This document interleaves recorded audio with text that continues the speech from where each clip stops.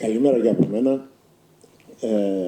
Ίσως είναι η πρώτη φορά που δεν θα μιλήσουμε για επιδοτήσεις καθόμαστε σε αυτή την αίθουσα. Με έχετε συνηθίσει όλοι πάντοτε να μιλάμε για χρήματα. Θα ήταν, αν δεν ήταν καλοκαίρι, θα έπρεπε τον κύριο Παπά να τον είχαμε κρατήσει στη Μυτιλίνη για καμιά εβδομάδα και κάθε μέρα να μας ανέλυε ένα από τα θέματα τα οποία έχει να διαχειριστεί, γιατί πραγματικά τα επόμενα χρόνια θα είναι ο κύριος Μοχλούς και ο κύριος άξονας της χρηματοδότησης της ελληνικής γεωργίας. Στο πρόσωπό του πρέπει να δημιουργήσουμε και τέτοιου είδους σχέσεις που να βλέπει και λίγο με θετικό μάτι την πλευρά προς τα νησιά της χώρας, γιατί τελικά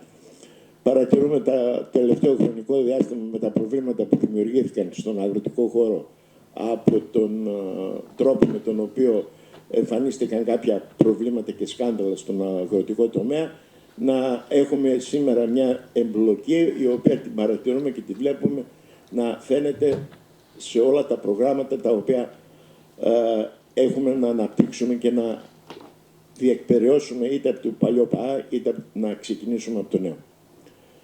Αυτά για να σας πω πόσο σημαντική είναι η παρουσία του κ. Παπά στην νησιά. Η γεωτεχνική Αιγαίου, στην οποία τυχαίνει να έχω την ευθύνη της ανάπτυξης, τα τελευταία χρόνια έχει κάνει ένα άλμα τόσο στον ερευνητικό όσο και στον τομέα της αξιοποίησης του ανθρώπινου δυναμικού,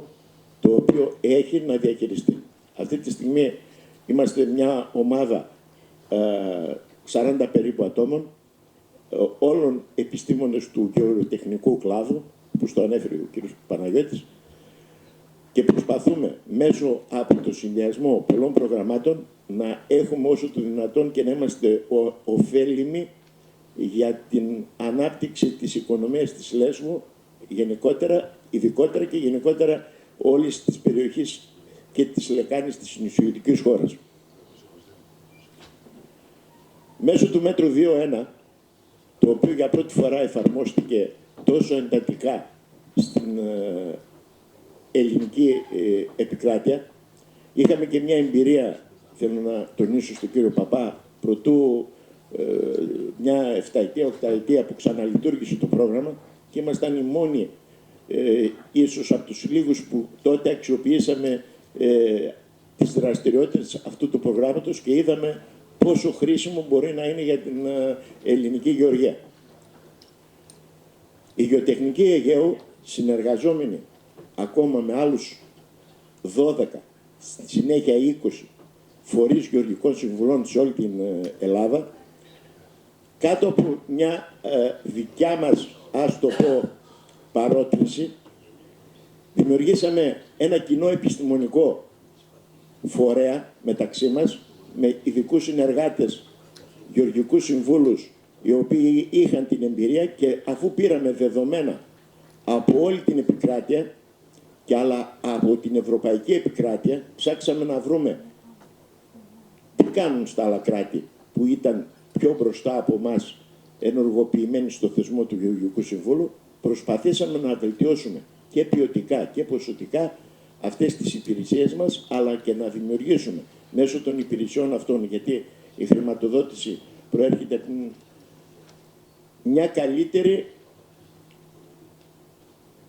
οικονομία και μια καλύτερη δυνατότητα να χρησιμοποιηθούν όλα αυτά τα αποτελέσματα από οποιονδήποτε τα έχει ανάγκη, όπως ανέφερε ο κύριος Παπάς. Η ελεύθερη πρόσβαση στα δεδομένα, οι λεπτομερείς αναλύσεις που έγιναν μέσω του θεσμού των γεωργικών συμβουλών και οι τεκμηριωμένες αποφάσεις οι οποίες πάρθηκαν για την βελτίωση των καλλιεργητικών πρακτικών και συνθηκών στο χωράφι, έρχονται από 12 φορείς που συνεργαστήκαμε και συμφωνήσαμε ότι θα ενώσουμε την επιστημονική τεχνολογική δομή μας, θα κάνουμε πιο ποιοτικούς στόχους για τους γεωργικούς συμβούλους και θα παράγουμε συμβουλές με τις ιδιαιτερότητες της κάθε περιοχής. Γιατί πραγματικά αποδείχτηκε ότι οι ιδιαιτερότητες στην καλλιεργητική τεχνική, στις πρακτικές και στις ανάγκες διαφοροποιείται πολύ σημαντικά στον ελλαδικό χώρο. ξεκινήσαμε φτιάχνοντας μια ειδική πλατφόρμα η οποία ανέλυε την κάθε εκμετάλλευση, την οποία εκμετάλλευση έπρεπε να βρούμε τα κρίσιμα της σημεία, πού ήταν τα προβληματικά της σημεία, για να επιλέξουμε και να δώσουμε στον κάθε ωφελούμενο της δράσης την καλύτερη δυνατή συμβουλή. Ή παράγαμε μηχανογραφικά ένα εργαλείο, με το οποίο εργαλείο καταφέραμε να αξιοποιήσουμε και να συγκεντρώσουμε αυτό που σας είπα, το πώς δούλευε η υπόλοιπη Ευρώπη. Συγκεντρώσαμε όλες τις βάσεις δεδομένων που υπήρχαν διάσπαρτες, είτε στο Υπουργείο Αγροτικής Ανάπτυξης, είτε στο Υπουργείο Περιβάλλοντος, είτε σε πανεπιστημιακές βάσεις, είτε σε βάσεις οι οποίες είχαν να κάνουν με πανεπιστημιακούς φορείς,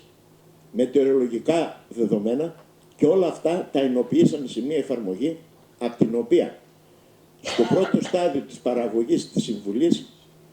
αξιοποιώντας όλα αυτά τα στοιχεία και τα στοιχεία των αγροτεμαχίων που είχε ο κάθε παραγωγός, είδαμε πού υπάρχουν σημαντικά προβλήματα και ποια είναι τα προβλήματα αυτά που πρέπει να επικεντρωθούμε και να κατευθύνουμε και εμείς τον αγρότη και σε συνεργασία μαζί να επιλέξουμε την κατάλληλη συμβουλή. Δεν θα σας παρουσιάσω την πλατφόρμα αυτή. Αυτή η πλατφόρμα είναι μια πλατφόρμα που ενδιαφέρει μόνο τους γεωργικούς συμβούλους. Σας είπα όμως ότι ήταν η αρχή και η βάση η οποία μας έδωσε και τις περαιτέρω, ας το πω, δυνατότητες πάνω στα στοιχεία στα οποία συλλέξαμε, συγκεντρώσαμε και αποθηκεύσαμε σε αυτή τη βάση δεδομένων. Δημιουργήσαμε έναν σερβερ γεωπληροφορικής, ένα γεωσέρβερ και ένα σερβερ data, και συγκεντρώνουμε όλα τα αποτελέσματα αυτά ώστε να μπορέσουμε μέσω της ανάλυσης τους ή μέσω παραγωγής χαρτών και διαφανειών layers μέσα από αυτή τη διαδικασία να δώσουμε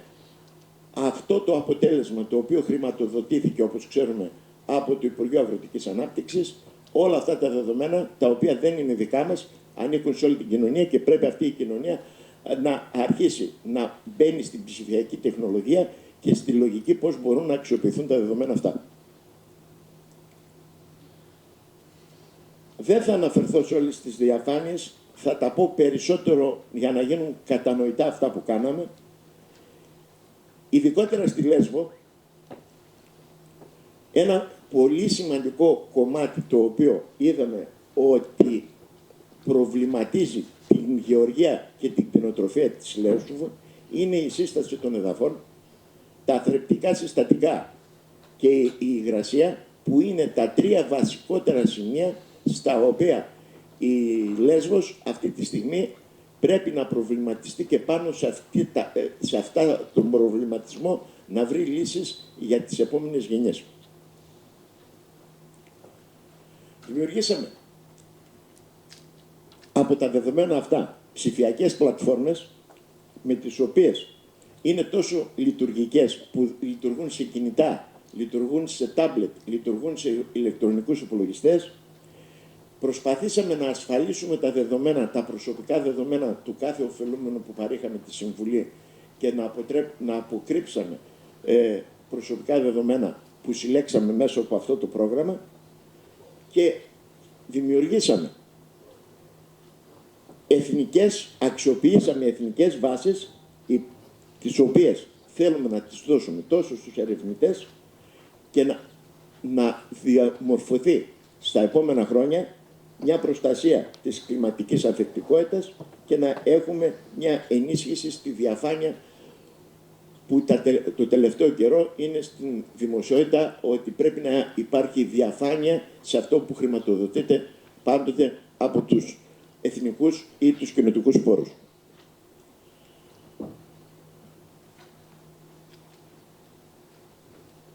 Θα ξεκινήσουμε την πρώτη εφαρμογή. Δεν σας είπα όμως ποιοι ήταν οι συνεργάτες. Αυτή τη στιγμή οι 8 συνεργάτες οι οποίοι κατανέμονται σε όλη την ελληνική επικράτεια, από την Ανατολική Μακεδονία, Θράκη μέχρι την Πελοπόννησο, φορείς γεωργικών συμβουλών. Αξιοποιούμε καθένας για τον τόπο του και συνολικά για όλη την επικράτεια κάποιες από αυτές τις εφαρμογές, και εφαρμογές τις οποίες θα δείτε πόσο εύκολα μπορούν να βοηθήσουν στη λειτουργία της οικονομίας, της μείωσης των εισρωών και γενικότερα στην αύξηση του εισοδήματος κάθε γεωργικής εκμετάλλευσης.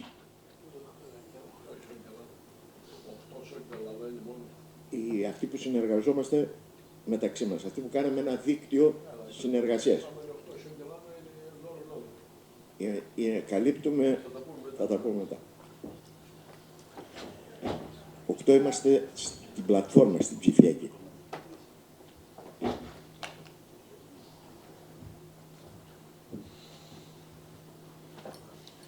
Το μεγαλύτερο πρόβλημα που δημιουργείται στην ελληνική ύπαιθρο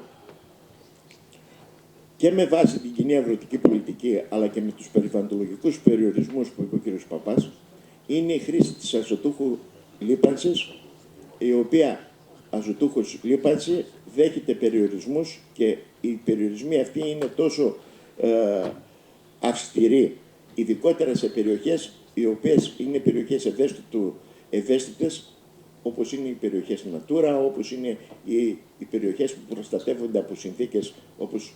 καλά ξέρετε ότι στη Λέσβο είμαστε γεμάτοι από τέτοιου είδους περιοχές και τέτοιου είδους οικοσυστήματα, τα οποία πρέπει να προστατεύσουμε από τη διαδικασία αυτή.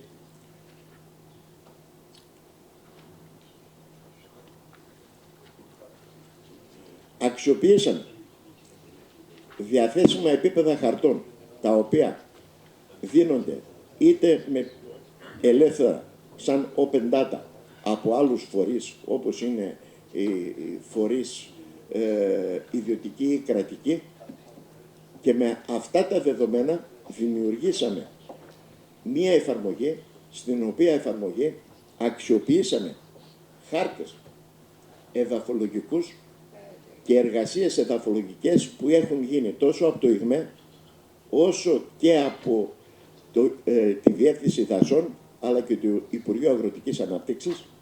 και στις βάσεις αυτές ψηφοποιήσαμε. Το τι θα πει ψηφοποιούμε? Παίρνουμε τα δεδομένα και τα τοποθετούμε πάνω στο χάρτη. Ψηφοποιήσαμε αυτά τα δεδομένα και αξιοποιήσαμε από αυτά τα δεδομένα ό,τι στοιχείο υπήρχε και ό,τι στοιχείο συλλέξαμε επιπλέον από τις γεωργικές συμβουλές, για να έχουμε μια καλή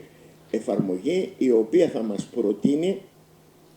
πώς, πού και με ποιους περιορισμούς θα κάνουμε χρήση ανακαλλιέργεια των αζωτούχων λιπασμάτων. Είναι μια εφαρμογή η οποία λειτουργεί ανά αγροτεμάχιο, έχει τη δυνατότητα να εισάγει τεμάχια, να εξάγει τεμάχια, δεν θα πω σε αυτό, απευθύνεται σε όλες τις καλλιέργειες που καλλιεργούνται στον ελλαδικό χώρο, βγάζει αποτελέσματα ανά σημείο που έχουμε οποιοδήποτε αγρόκτημα. Με κατάλληλους αλγόριθμους και με επιλογή κατάλληλων μονάδων έχουμε ένα αποτέλεσμα, το οποίο αποτέλεσμα, αφού εισάγουμε δεδομένα και αφού επεξεργαστούμε τα δεδομένα μέσω της εφαρμογής, μας δημιουργούνται αναφορές για το πώς, τι και με ποια διαδικασία θα πρέπει να τηρήσουμε στην απόδοση της εκμετάλλευσής μας. Τα πλεονεκτήματα της πλατφόρμας είναι ότι ενισχύει τη γεωργία ακριβίας, προστατεύει και το περιβάλλον, αλλά τεκμηριώνει και τις αποφάσεις τις οποίες από κοινού γεωργικός σύμβουλος και παραγωγός μπορούν να συνεργαστούν και να βγάλουν ένα καλύτερο αποτέλεσμα για την παραγωγή. Όλη αυτή την εφαρμογή την έχουμε αναρτημένη στο ίντερνετ. Εδώ είναι η διεύθυνση στην οποία είναι ελεύθερη και προσβάσιμη από όλους τους αγρότες, και έχουμε τη δυνατότητα, ή ακόμα και επιστήμονες, και έχουμε τη δυνατότητα να δώσουμε την επιπλέον εξηγήσεις και διευκρινίσεις σε οποιονδήποτε χρειαστεί να αξιοποιήσει δεδομένα μέσα από αυτή την πλατφόρμα. Αυτό που θέλω να σας πω είναι ότι η πλατφόρμα έχει τη δυνατότητα να εξάγει το σύνολο των δεδομένων από τα οποία βγάζει τα αποτελέσματα τα οποία έχουν. Και για να μην μιλάμε, να δούμε λίγο την πλατφόρμα. Η πλατφόρμα αυτή καλύπτει όλο τον ελλαδικό χώρο. Καλύπτει όλες τις περιοχές αυτές που βλέπετε, τις μπλε γεωγραφικές εδαφολογικές ενότητες. Είπαμε, ήταν μια εργασία η οποία προέκυψε από τη συνεργασία των τριών Υπουργείων. Ξεκίνησε από το 1980 να αξιοποιούνται δεδομένα και για κάθε εδαφολογική ενότητα, για κάθε κομμάτι αυτογεωργικής παραγωγικής γης, γιατί αν θα δείτε επικεντρώνεται εκεί που υπάρχουν καλλιέργειες και παραγωγική γη, έχει δεδομένα εδαφολογικά τέτοια που μας δίνουν τη δυνατότητα από τα εδαφολογικά αυτά δεδομένα να εξάγουμε κάποιες συμπεράσματα και να βγάλουμε κάποιες δυνατότητες. Επιλέγω τη Λέσβο, βάζω το Google για να μπορώ να βρω το χωράφι του το συγκεκριμένο που θέλω. Στο χωράφι αυτό το συγκεκριμένο μπορώ να πάω γρήγορα και εύκολα με το κινητό τηλέφωνο, να κάνω επιλογή, να το επιλέξω, να δώσω την ονομασία του, να επιλέξω την καλλιέργειά του και να έχω απευθείας την πρώτη ένδειξη ότι το χωράφι βρίσκεται σε εδαφολογική ενότητα κλάσης πρώτης. Όλα τα χωράφια με βάση τους εδαφολογικούς πίνακες είναι, όλες οι ενότητες μάλλον, χωρίζονται σε διαφορετικό θρεπτικό συστατικό, σε διαφορετικά θρεπτικά συστατικά, διαφορετική οργανική ουσία, και αξιοποιώντας κάθε φορά την εδαφική ενότητα και την πλησιέστερη ανάλυση η οποία έγινε είτε από το σύστημα όταν δημιουργήθηκε, είτε από αυτές τις αναλύσεις που προστίθενται από εμάς, που χρηματοδοτούνται μέσω του προγράμματος των γεωργικών συμβουλών, έχουμε την ποσότητα αζότου την οποία μπορούμε να χρησιμοποιήσουμε. Αν είμαστε σε περιοχή η οποία προστατεύεται από κάποια συνθήκη, αν πάω παραδείγματος χάρη στην περιοχή της Θεσσαλίας και επιλέξω εδώ να δω ένα αγροτεμάχιο στην περιοχή αυτή, μου λέει ότι είναι περιοχή νητρορύπανσης. Έχω ειδικούς περιορισμούς. Το ποιους ειδικούς περιορισμούς έχω? Και όλους αυτούς τους παίρνουμε σε αναφορά, την οποία μπορούμε να εκτυπώσουμε, μπορούμε να εξάγουμε όλα τα δεδομένα είτε σε GeoJSON μορφή, αυτό είναι κάτι εξειδικευμένο, είτε σε KLM, και αυτά τα δεδομένα να τα χρησιμοποιήσουμε σε άλλου τύπου εφαρμογές, είτε αυτές είναι εφαρμογές ψηφιακής γεωργίας που μπορούμε με τα δεδομένα αυτά να προγραμματίσουμε μηχανήματα και εξοπλισμό, είτε για λίπανση με στοχευμένη λίπανση, είτε δεδομένα τα οποία μπορούν να κουμπώσουν και σε τεχνολογικές εξελίξεις της ελληνικής γεωργίας. Εντάχει αυτή είναι η εφαρμογή, η διεύθυνση υπάρχει, μπορείτε να τη βρείτε μέσα από τα site και στις σελίδες των εταιριών μας, που δεν χρειάζεται καμιά εξειδίκευση, είναι τόσο απλή και τόσο εύκολη, υπάρχουν και manual το πώς λειτουργεί και πώς κάνουμε σωστές δειγματοληψίες. Αυτή η πρώτη εφαρμογή είναι μια εφαρμογή που τη δημιουργήσαμε από κοινού όλοι μαζί. Αξιοποιήσαμε τους ήδη υπάρχοντες είπαμε, ξανά το λέω, τους ήδη υπάρχοντες τεχνολογικούς χάρτες, τους οποίους πολλές φορές πήγαμε και τους τροποποιήσαμε, τους ψηφιοποιήσαμε, γιατί δεν ήταν σε μορφή ψηφιοποιημένη, και με βάση 4 επίπεδα που έχουν να κάνουν με τα data που υπάρχουν αποθηκευμένα, βγάζουμε αυτά τα αποτελέσματα που τα χρησιμοποιούμε αυτά όμως τα αποτελέσματα στην υποβολή της αίτησης ενιαίας ενίσχυσης ή στην επιλογή των οικοσχημάτων. Είμαστε υποχρεωμένοι από τους κανόνες της αιρεσιμότητας να τηρούμε προϋποθέσεις για κάθε αγροτεμάχιο με βάση αυτά τα χαρακτηριστικά που σας είπα, το πόση ποσότητα αζότου και το είδος της καλλιέργειας, πόση ποσότητα αζότου μπορούμε να χρησιμοποιήσουμε, πότε να τη χρησιμοποιήσουμε και ποιες εποχές και με τι είδους τρόπους μπορούμε να κάνουμε εφαρμογή αζωτούχων λιπασμάτων.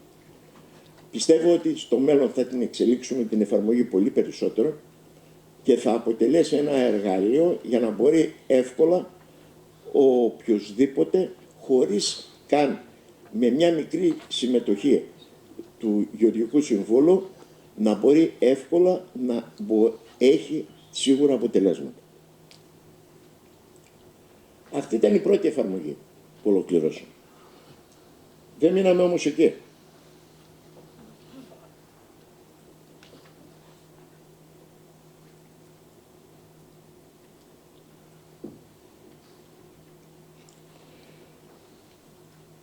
Προχωρήσαμε και κάναμε ένα πιλωτικό πρόγραμμα στον νομό Λέσβου και ένα αντίστοιχο πιλωτικό πρόγραμμα στον νομό Καρδίτσας.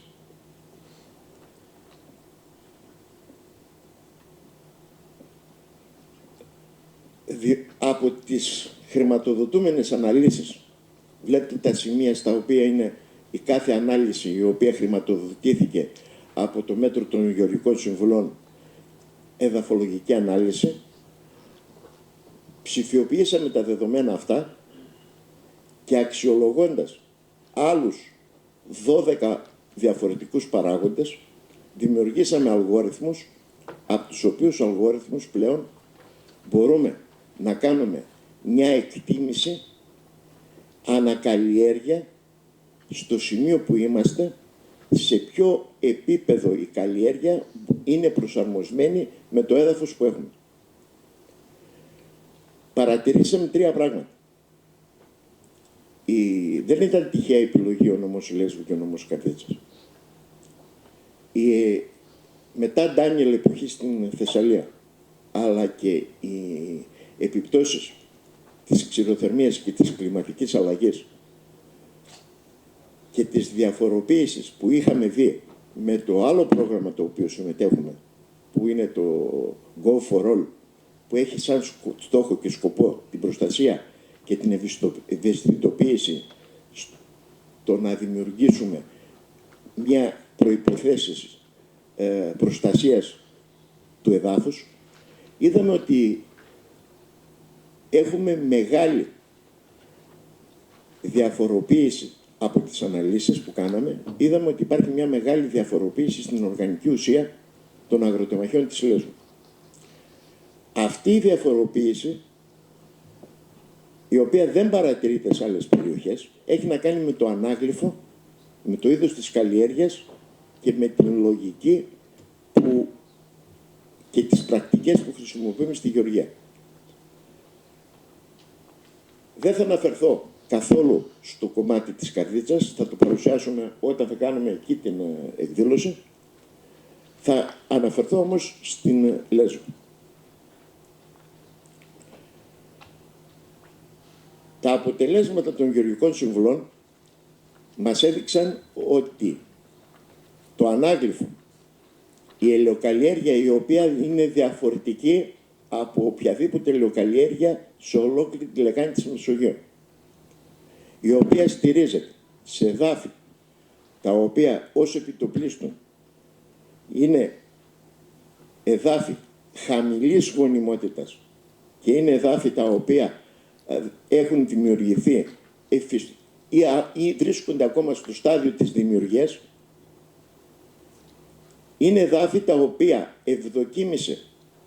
και συνυπήρξε η καλλιέργεια της ελιάς σε εκείνα τα σημεία στα οποία διαμορφώθηκαν κάποιες γεωργικές πρακτικές οι οποίες έχουν να κάνουν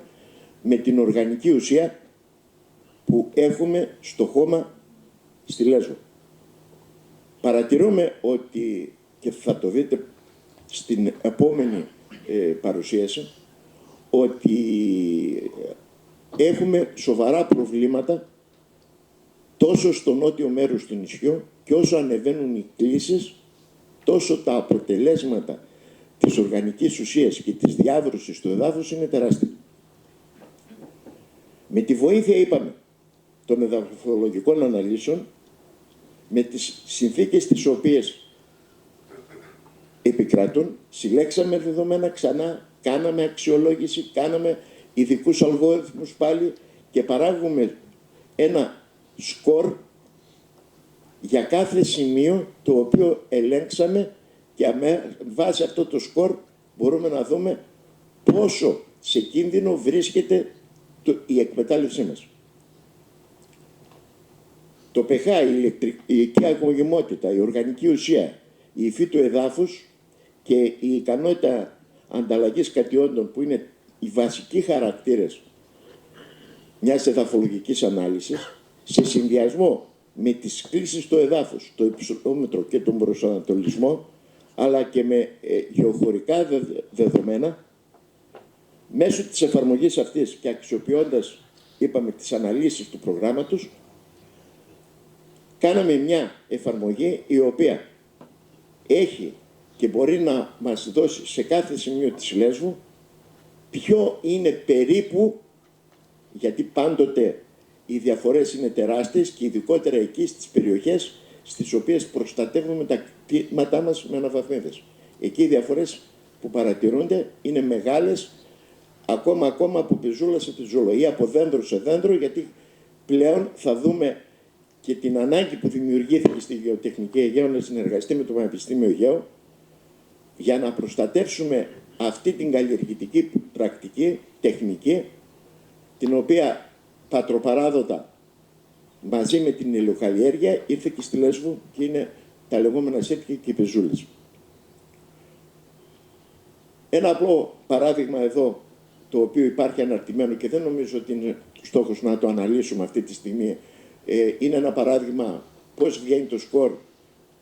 και με βάση αυτό το σκορ και με βάση την καλλιέργεια στην οποία επιλέγουμε στο σημείο, μας δίνεται η δυνατότητα και μας προτρέπει να βελτιώσουμε την οργανική ουσία στο σημείο αυτό που είμαστε, του χωραφιού μας δηλαδή, είτε προτρέποντάς μας πόση ποσότητα κομπόστ μπορούμε να χρησιμοποιήσουμε ή προτρέποντάς μας πώς θα κάνουμε ενσωμάτωση φυτικών υπολειμμάτων, πώς θα κάνουμε χλωρή λίπανση, πώς θα χρησιμοποιήσουμε βιοδιεργέτες, λιπάσματα με βιοδιεργέτες. Αν θα δείτε όλες αυτές οι ορολογίες που σας είπα, είναι όλες που μπαίνουν στα οικολογικά σχήματα και είναι συγχρηματοδοτούμενες δράσεις του πρώτου άξονα του ΠΑ μέχρι το 27,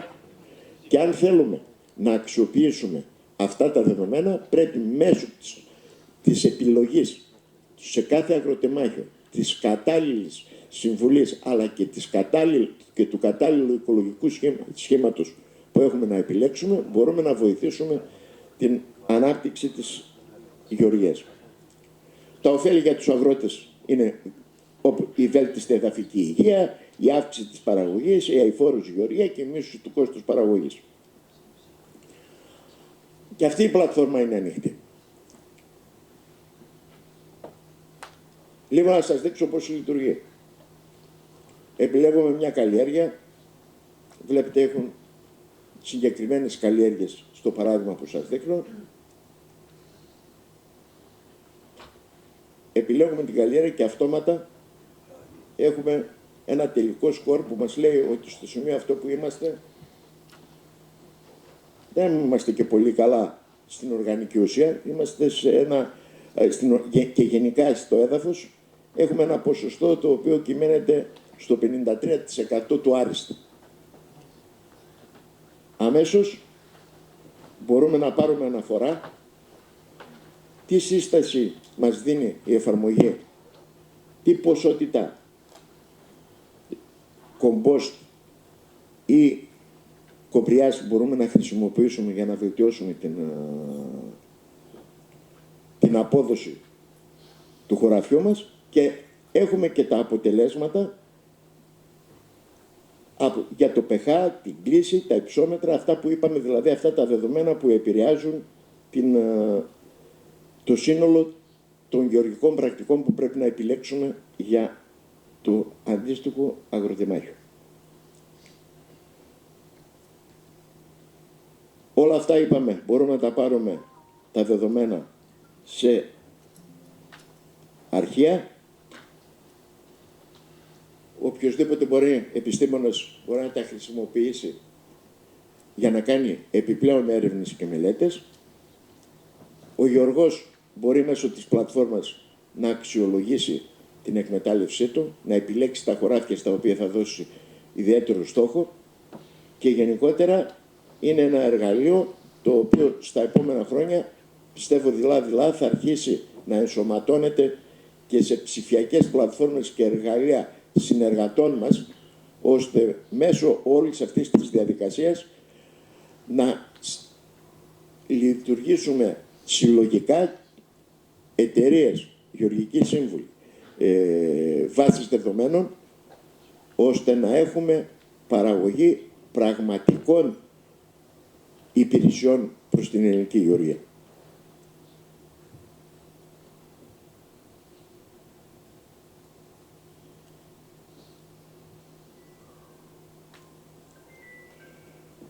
Αυτές ήταν οι εφαρμογές οι οποίες έγιναν, παρουσιάστηκαν σήμερα για πρώτη φορά στον ελλαδικό χώρο. Θα συνεχίσουμε να κάνουμε την παρουσίαση σε όλους αυτούς τους 8 φορείς που συγχρηματοδοτήσαν την παραγωγή των πλατφορμών αυτών. Έχω την τιμή όχι να ηγούμε, αλλά να κατευθύνω αυτή την δράση σε αυτό το συνεργατικό σχήμα, και διαβεβαιούμε όλοι μαζί ότι την επόμενη χρονιά, αξιολογώντας ακόμα περισσότερα δεδομένα, τόσο από το πρόγραμμα της δεύτερης χρονιάς των Γεωργικών Συμβουλών, αλλά όσο και από τις συνεργασίες που αναπτύξαμε με πανεπιστήμια και ειδικότερα με το ΕΚΠΑ όσο αφορά την ποιότητα του ελαιολάδου ανά σημείο της Λέσβου, την διατήρηση και τη χαρτογράφηση των σημείων εκείνων που οι αναβαθμίδες προστατεύουν την οργανική ουσία του νησιού και δίνουν στα σχιστολιθικά πετρώματα τη δυνατότητα να έχουν τότικο παραγωγικό ελαιόνα και να έχουμε την παραγωγή, ίσως τη μόνη παραγωγή στην Ευρώπη, το οποίο λάδι παράγεται κάτω από ειδικότερες συνθήκες που δεν θα τις βρούμε πουθενά, και ούτε αυτές τις γεωργικές πρακτικές που χρησιμοποιούμε θα τις βρούμε πουθενά στη λεκάνη της Μεσογείου. Να βοηθήσουμε όσο δυνατόν περισσότερο στη Λέσβο τους Έλληνες, τους ελαιοπαραγωγούς, τους κτηνοτρόφους, όσο αφορά το επίπεδο της δυνατότητας που έχουν να βελτιώσουν τις συνθήκες στα βοσκοτόπια τους, να είμαστε ως γεωτεχνική Αιγαίο πιο παραγωγικοί για το μέλλον. Δεν θέλω να σας κουράσω άλλο. Νομίζω ότι έγινε κατανοητό αυτό το οποίο υπάρχει.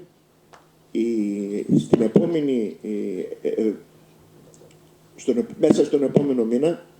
θα ανακοινωθεί και θα δοθεί στη δημοσιότητα μια ιστοσελίδα, η οποία ιστοσελίδα αυτή τη στιγμή δημιουργείται, και μέσω της ιστοσελίδας αυτής θα έχετε τη δυνατότητα να έχετε πολύ περισσότερα δεδομένα από αυτά που προσφέρουν οι δύο εφαρμογές. Σας ευχαριστώ.